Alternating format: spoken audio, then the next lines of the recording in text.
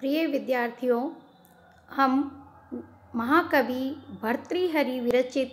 नीति शतकम का अध्ययन कर रहे थे। आज की वीडियो में हम 29 से लेकर 32 तक के पद्यों का अध्ययन करेंगे। जैसा कि पूर्व वीडियो के अंतर्गत हमने अध्ययन किया था कि महाकवि भर्तृहरि सज्जनों की संगति के विषय में, सज्जनों के व्यवहार के विषय में बताते हैं कि स्वाभिमानी जो जन होते हैं उनकी प्रकृति भिन्न होती है। वह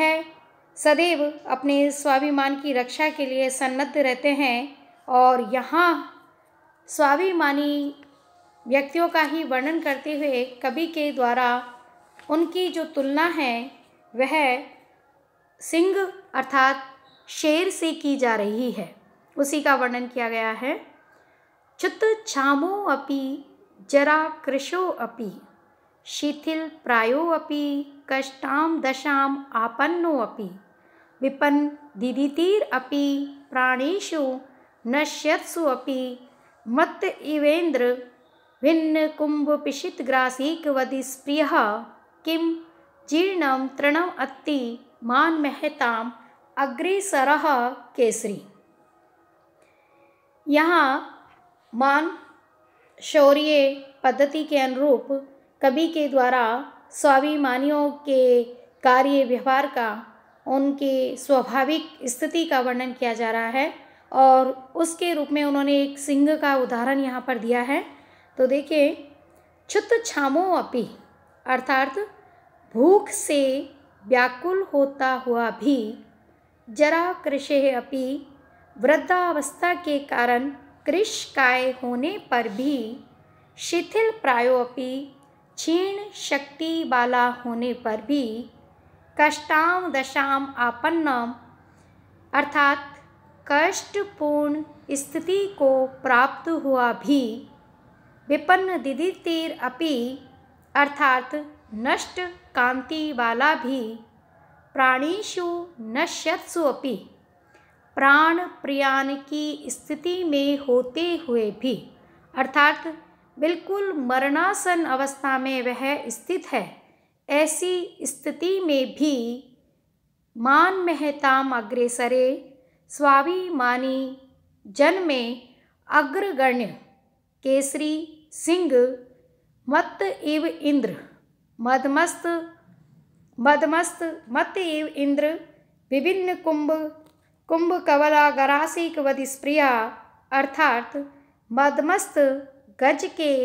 विदीर्ण किए गए कवल स्थल के या गंड स्थल के ग्रास के एकमात्र इच्छा रखने वाले अर्थात खाने के रूप में वह कोई सामान्य भोजन करने की इच्छा नहीं रखता है, अपितु मदमस्त गजराज को अपने द्वारा मारकर और उसके कुंभ स्थल को विदीर्ण करके उस मांस को खाने की वह इच्छा रखता है। तो ऐसी इच्छा रखने वाला सिंह किम जीर्णम तृणम अत्ति क्या सूखी घास खाता है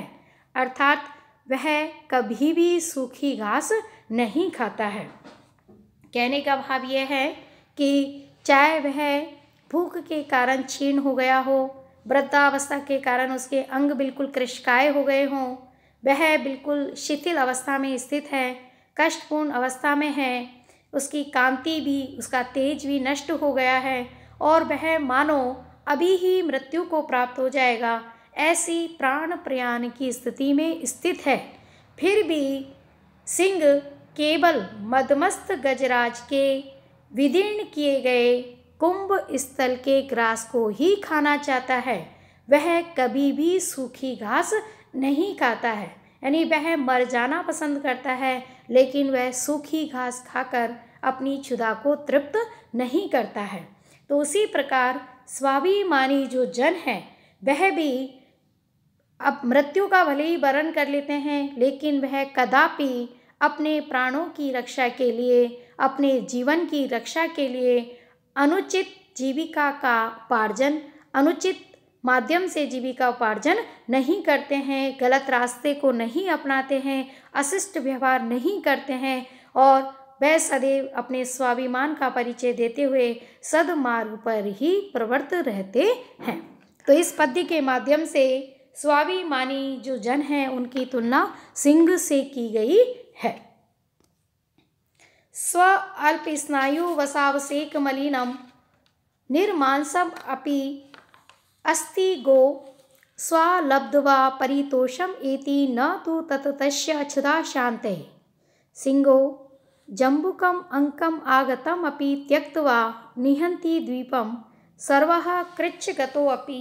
वाञ्छति जनः सत्व अनुरूपम फलम। अब यहाँ पर जो दुराचारी जन होते हैं, जो अधम कोटि के जो जन हैं, उनकी तुलना तो की गई है स्वान से, और स्वाभिमानी जो जन हैं उनकी जो तुलना है वह की गई है सिंह से। उसी संदर्भ में स्वाभिमानी व्यक्तियों का एक परिचय स्वान और सिंह के दृष्टांत के माध्यम से समझाते हुए कवि कहते हैं, स्वा अर्थात स्वान कुत्ता, स्व अल्प स्नायु वसावसेक मलिनम, अत्यल्प स्नायु और चर्बी से युक्त मलिन, मल रहित, मल युक्त, मलिनम मल युक्त,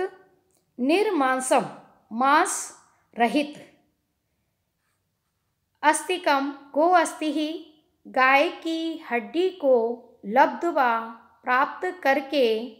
परितोषम एति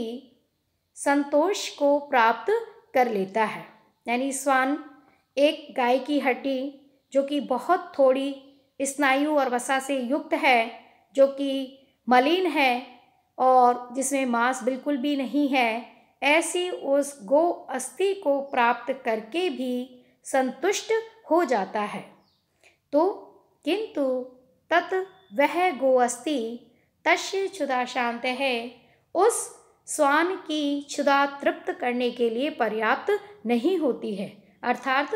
उस हड्डी से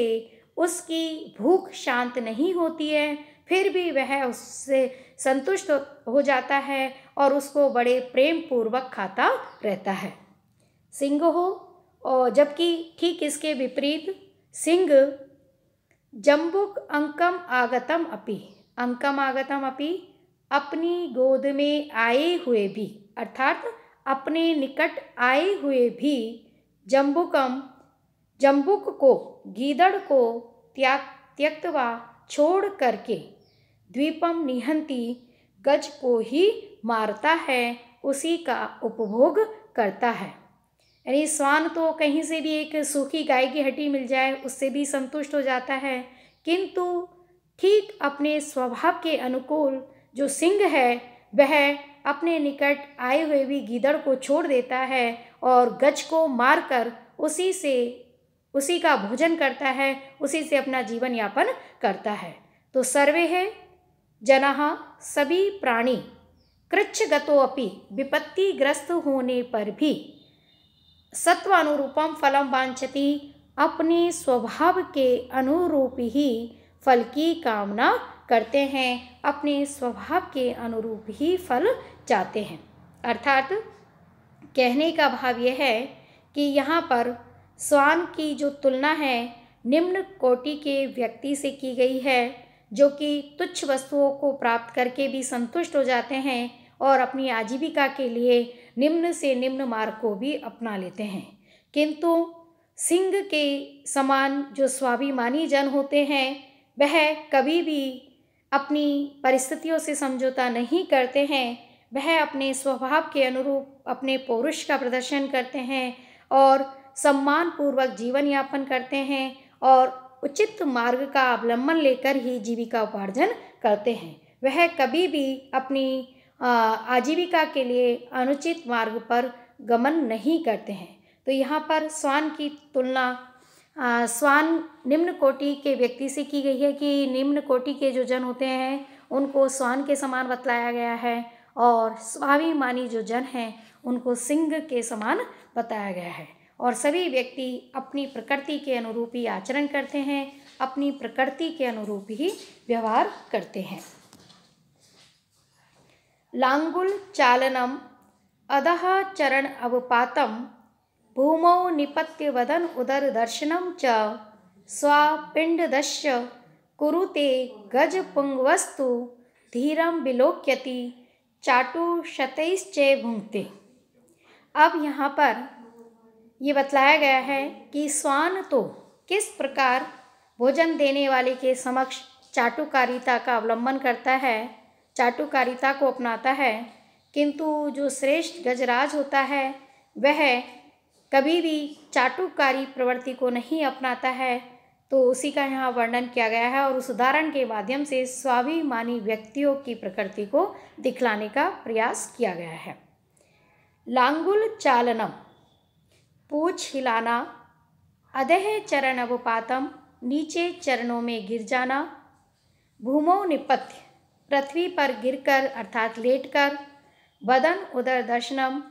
पेट और मुख को दिखाना, यह कार्य श्वान के द्वारा पिंडदस्य भोजन देने के वाले के समक्ष कुरुते किया जाता है। अर्थात श्वान भोजन देने वाले के सामने पहले पूँछ हिलाता है, फिर उसके चरणों में गिरता है, फिर पृथ्वी पर लेटकर अपना मुख और पेट उसे दिखाकर ये बतलाने का प्रयास करता है कि मैं भूखा हूँ, मुझे भोजन दो। और इस प्रकार से वह विविध प्रकार से चाटुकारिता करता है। तो किंतु गज पुंगवः श्रेष्ठ गजराज तो भोजन देने वाले को धीरम विलोक्यति पहले धैर्यपूर्वक देखता है, चाटुशतैश्च और अनेक प्रकार से चाटुकारिता के बाद अनुनय विनय के बाद भूंगते भोजन ग्रहण करता है। अर्थात कहने का भाव यही है कि व्यक्ति प्रत्येक प्राणी अपनी प्रकृति के अनुरूप ही आचरण करने वाले होते हैं। तो उसी प्रकार श्वान के समान निम्न कोटि के जन होते हैं जो कि अपनी आजीविका के लिए किसी के भी समक्ष विभिन्न प्रकार से उसकी चाटुकारिता में संलिप्त हो जाते हैं और किसी भी प्रकार से निम्न स्तर पर वो गिर सकते हैं। किंतु जो महापुरुष होते हैं, जो धैर्यवान जन होते हैं, जो स्वाभिमानी व्यक्ति होते हैं, वह सदैव गज के समान होते हैं जो कि किसी भी कार्य को, आजीविका को यदि अपनाते हैं तो गंभीरतापूर्वक विचार करके ही कार्य करते हैं, किसी के भी समक्ष चाटुकारिता का आचरण नहीं करते हैं। परिवर्तिनी संसारे मृतः को वा न जायते स जातो येन जातेन याति वंशः समुन्नति। प्रस्तुत पद्य के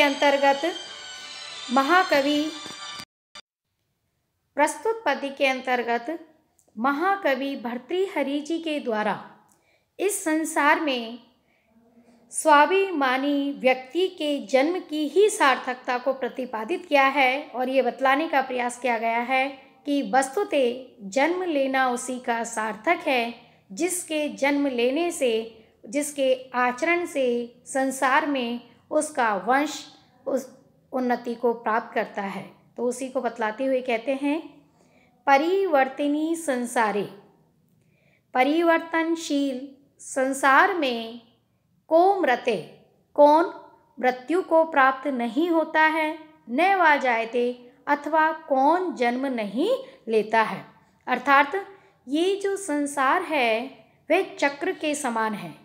जो जन्म लेता है वो मृत्यु को प्राप्त होता है और जो मृत्यु को प्राप्त होता है उसका फिर पुनर्जन्म भी निश्चित है। तो संसार कभी भी एक रूप में स्थित नहीं रहता है, परिवर्तनशील है और इसीलिए जो व्यक्ति मृत्यु को प्राप्त होता है उसका जन्म निश्चित है और जो जन्म लेता है फिर उसकी मृत्यु निश्चित है। अतः स जातो, उसी व्यक्ति का जन्म लेना सार्थक है, येन जातेन, जिसके जन्म लेने से वंशः, वंश समुन्नति याति, उन्नति को प्राप्त करता है, कीर्ति को प्राप्त करता है, समृद्धि को प्राप्त करता है। अर्थात कहने का भाव यह है कि मरण और जन्म, मरना और मर करके फिर जन्म लेना, फिर मरना, ये तो संसार का शाश्वत नियम है। जो इस संसार में आता है वो अवश्य ही वापस जाता है और फिर आता है, फिर जाता है। जिस प्रकार एक पेड़ या वृक्ष को हम काटते हैं, फिर वो उगता है, फिर काटा जाता है, फिर उग जाता है, तो इसी प्रकार ये एक सामान्य प्रक्रिया है। वस्तुतः जन्म लेना उसी का सार्थक माना जाता है जिसके कार्य व्यवहार से, मान से, शौर्य से उसके वंश को उन्नति प्राप्त होती है, उसके वंश की कीर्ति फैलती है। ऐसे उसी व्यक्ति का जन्म लेना सफल माना जाता है। आज का वीडियो हम यहीं पर समाप्त करते हैं। आगे के लिए धन्यवाद।